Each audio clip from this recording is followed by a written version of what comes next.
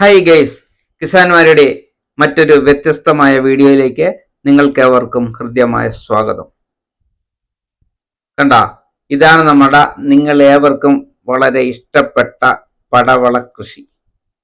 കണ്ട, ചെറിയ പടവളമാണ് ഇത്, ബേബി പടവളം.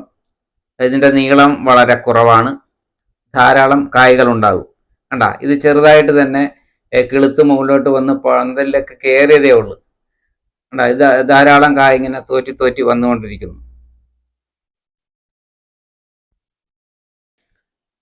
കണ്ട, എല്ലാ മുട്ടുകളിലും ചെറിയ ചെറിയ കായകൾ വന്ന കണ്ട, ധാരാളം പൂക്കളും ധാരാളം കായകളും ഉണ്ട്. ചിനപ്പുകൾ ധാരാളമായി പൊട്ടി വന്നിട്ടുണ്ട്.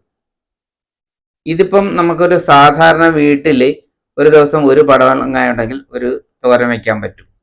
ഇപ്പൊ വലിയ പടവളമാണ് വാങ്ങിക്കുന്നതെങ്കിൽ അത് 1 കിലോ ഒന്നിലധികമൊക്കെ തൂക്കം വരും. പക്ഷെ നമ്മൾക്ക് അതിൻ്റെ ആവശ്യം വരുന്നില്ല.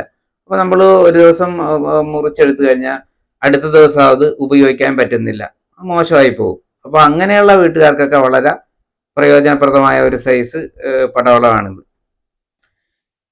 ഇതിപ്പോൾ നട്ടിട്ട് ഒരു 45 ദിവസമായിട്ടുണ്ട്. ഇപ്പം തന്നെ ധാരാളം കായ ഉണ്ടായി തുടങ്ങിയിട്ടുണ്ട്. ഇതിൻ്റെ ഒരു ഫസ്റ്റ് വിളവെടുപ്പ് എന്ന് പറയുമ്പോഴത്തേന് ആ സമയങ്ങളിൽ ഒരു കീടങ്ങളും ഇതിനെ പിടിക്കത്തില്ല. ഇതിന് കൂടുതലായിട്ട് വരുന്നത് ഈ കായ്ച്ചയാണ് മെയിനായിട്ട് വരുന്നത്. അത് കായ ഇങ്ങനെ തോറ്റു വരുന്ന സമയത്ത് കയറി കടിച്ചു അത് കേടാക്കുന്നതാണ് പരുവം. പക്ഷെ ആദ്യത്തെ വിളവെടുപ്പിന് അത് വരാറില്ല. അതിനുശേഷമാണിത് കയറി പിടിക്കുന്നത്. സാധാരണ നല്ല തണുപ്പുള്ള സ്ഥലങ്ങളിൽ പടവളം നന്നായിട്ട് വളരും. മറ്റുള്ള കൃഷിയേക്കാൾ കൂടുതൽ വളപ്രയോഗം ഇതിനാവശ്യമാണ്. ഇപ്പൊ പാവലാണേലും വെണ്ടയാണേലും അങ്ങനെയുള്ള പച്ചക്കറികളാണേലും അതിനേക്കാളും കൂടുതൽ വളം ഇതിന് വേണമെന്നുള്ളതാണ്. കാരണം ഇതിന് അതിനേക്കാളും തൂക്കം കൂടിയ കായാനുണ്ടാകുന്നത്. അപ്പോൾ വളം കൂടുതൽ വേണ്ടി വരും.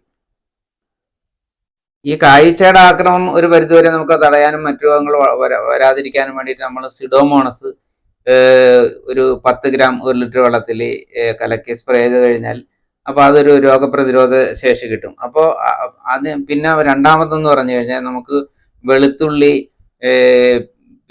വേപ്പെണ്ണ മിശ്രിതം അതിന് തളിച്ചു കൊടുക്കാം. അത് 1 ലിറ്റർ വെള്ളത്തിൽ ഒരു 10 ml എടുത്ത് സ്പ്രേ ചെയ്ത് കൊടുത്താൽ അതും മാറിക്കിട്ടും.